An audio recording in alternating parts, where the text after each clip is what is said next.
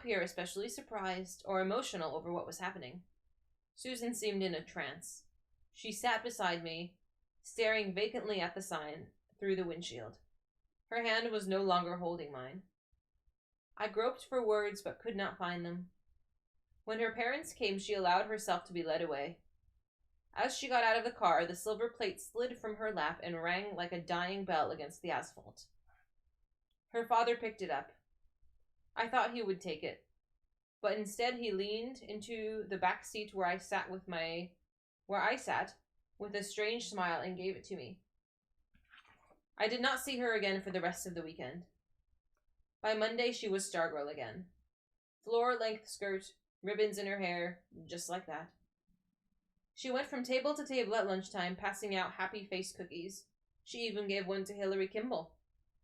Hillary took off her shoe and used it like a hammer to smash the cookie on the table. Stargirl strolled among us, strumming her ukulele, asking for requests. Cinnamon perched on her shoulder. He was strapped onto a tiny toy ukulele. She made her voice squeaky and kept her lips from moving, and as if it was Cinnamon serenading with her. Dory Dilson, bless her, stood and applauded. She was the only one, and I was too stunned to join her, and too cowardly, and angry, and not wanting to show approval for her return to Stargirl. Most of the students did not even look, did not even seem to listen.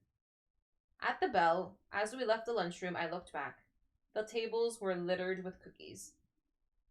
Walking with her after school that day, I said, "I guess you're giving up, huh?" She looked at me. Giving up? On what? On being popular. On being... How could I say it? She smiled. Normal? I shrugged. Yes, she said firmly. Yes? I'm answering your question. The answer is yes. I'm giving up on trying to be popular and normal. Her face and body language did not seem to match her words. She looked cheery, perky. So did Cinnamon, perched on her shoulder. Don't you think maybe you should back off for a little while, I said. Don't come on so strong. She smiled at me. She reached out and brushed the tip of my nose with her fingertip. Because we live in a world of them, right? You told me that once. We stared at each other. She kissed me on the cheek and walked away.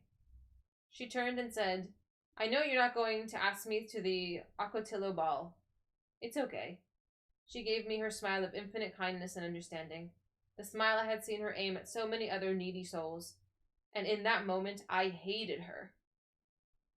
That very night, as if he were playing on a scripted role, Kevin called me and said, So, who are you taking to the Octotillo ball? I dodged. Who are you taking? I don't know, he said. I don't either. There was a pause on the other end of the line. Not Stargirl? Not necessarily, I said. You trying to tell me something? What would I want to tell you? I thought you were too. I thought there was no question. So why are you asking, I said, and I hung up. In bed that night, I became more and more uncomfortable as the moonlight crept up my sheet. I did something I had never done before. I pulled down the shade. In my dreams, the old man on the bench raised a wobbling head and croaked, How dare you forgive me? The next morning, there was a new item on the plywood roadrunner, a sheet of white paper. At the top, it said, Sign up here to join new musical group, the Yuki Dukes. No experience necessary. There were 2 numbered columns for names, 40 in all. By the end of the day, all 40 were filled in with names such as Minnie Mouse and Darth Vader and Swamp Thing. The principal's name was there too, Anne Wayne Parr and Dory Dilson. Did you see? Said Kevin. Somebody wrote in Parr's name. We were in the studio control room. It was May and our hot seats were over for the year, but on Sundays we still gravitated to the studio after school. I saw, I said. He stepped up to the blank monitor and studied his reflection. So, I didn't see your name on the list. Nope. You don't want to be a Yuki Duke? Guess not. He fiddled with the equipment for a while. Kevin walked out onto the stage. He flipped a switch. His mouth moved, but I couldn't hear. I held the soft pad of the headphone against my ear. His voice seemed to come from another world. She's turning goofy again, isn't she? Worse than ever. I stared at him through the glass. I put down the headphone and walked out. I understood what he was doing. He had decided that it was now okay to say bad things about Stargirl. Permission to do so must have come from my behavior. Apparently, the first to read me was Stargirl herself.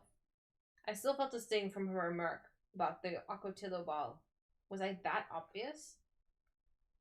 Classrooms, hallways, courtyards, lunchrooms. Everywhere I went, I heard her disparaged, mocked, slurred.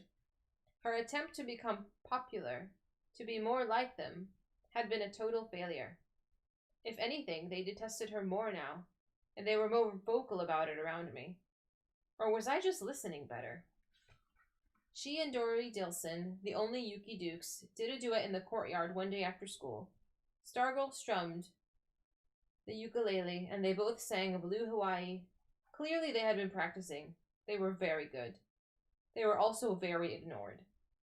By the end of the song, they were the only two left in the courtyard. The next day, they were there again. This time, they wore sombreros. They sang Mexican songs. Celito lindo, vaya con Dios, my darling. I stayed inside the school. I was afraid to walk past them, as if they weren't there. I was equally afraid to stand and listen. I peeked from a window. Stargirl was doing her best imitation of the flamenco. The click of the castanets came through the window pane.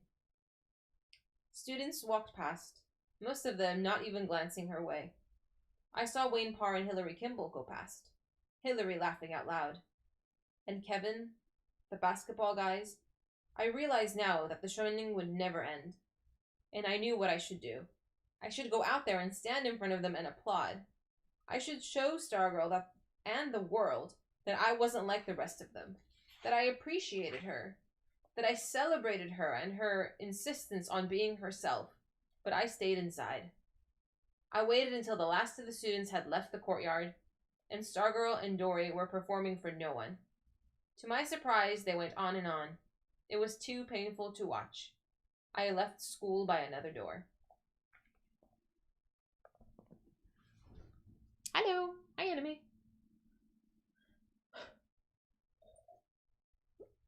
So Leo can't handle it.